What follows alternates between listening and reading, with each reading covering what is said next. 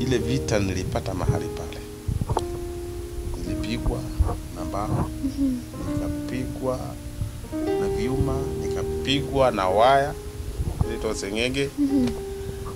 Na dakika ya mwisho alipomalizia hiyo, ndiye aliona wembe umeoza mahali chini. Alipoona wembe sasa, na unajua sasa mimi ni kijana mdogo, niko na kinyasa. Kinyasa imefika wapi? Hapa. Alinikata kwenye miguu yangu na nini? Na wembe. Kanikata hivi mpaka mwili wote. Unajua kuna watoto ambao wako kwenye homes. Kwenye hizi homes nyingi sana. Unaweza kuwa hata ni Kenya hapa. Lakini unakuta kwenye hiyo home watu wana donate misaada kutoka ng'ambo. Zinatumiwa yule ambaye anasimamia zile home, lakini wale watoto wanaishi maisha wanapoishi pale wanaishi maisha mabaya sana.